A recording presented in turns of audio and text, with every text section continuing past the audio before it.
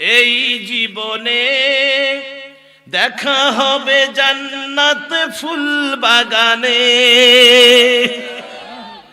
দেখা তো হবে না আর এই জীবনে, দেখা হবে জান্নাত ফুল বাগানে। এ দোয়া কবুল করো আল্লাহ, তুমি শহীদ হয়েছ তুমি এটাই জানি, শহীদ হয়েছ তুমি এটাই জানি। আল্লামা সাইদি তুমি মরনি, শহীদ হয়েছ তুমি এটাই জানি। কথা বলেন। কারাগারে কেটেছিলেন 13টি বছর, বাতিল কেঁপেছে তোমায় দেখে থর থর। আর জোরে কোন ঠিক কিনা?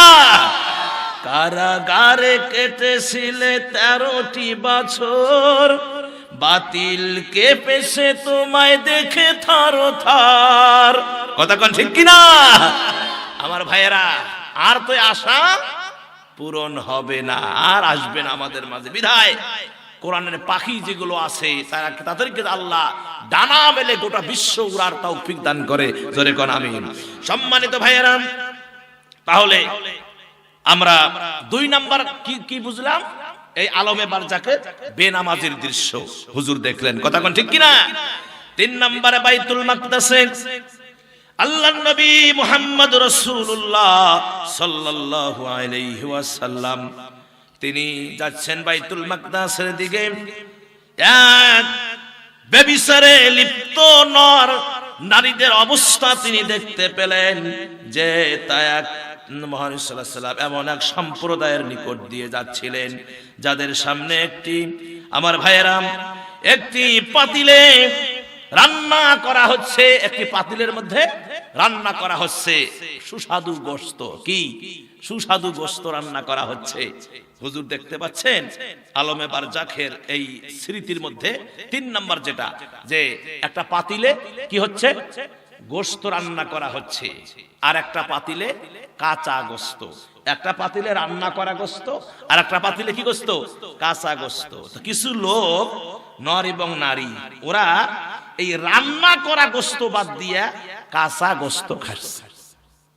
হুজুর দেখে অবাক হয়ে গেলেন, মানুষ নাকি? হ্যাঁ, এটা একটা রুচি। এই আপনারাই করেন, আপনারা খাইবেন? এই রান্না করা গোশত বাদ দিয়ে কাঁচা গোশত খাবেন? কারা কারা খাবেন? হাত তোলেন। কেউ খাবেন না।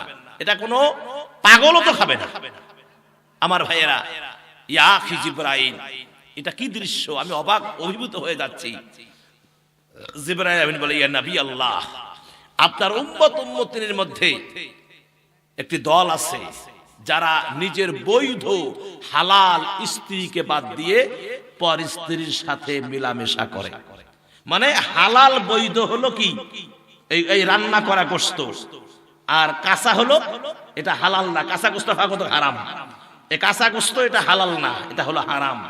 তাহলে ইয়া নবী আল্লাহ, আপনার উম্মতিনের মধ্যে কিছু দল আছে যারা নিজের হালাল স্ত্রী থাকার সত্ত্বেও পর স্ত্রীর সঙ্গে জিনার কাজে লিপ্ত হয়। ইয়া নবী আল্লাহ, এরা হলো সেই দল। আর এমন কিছু নারী আছে নিজের স্বামীকে বাদ দিয়ে অন্য পুরুষের সাথে কি করে? পরকিয়া করে, জিনার কাজে লিপ্ত হয়। এটা কিন্তু আমার ভাইয়েরা আমাদের মাঝে এটা ক্যান্সারের মতো আছে না?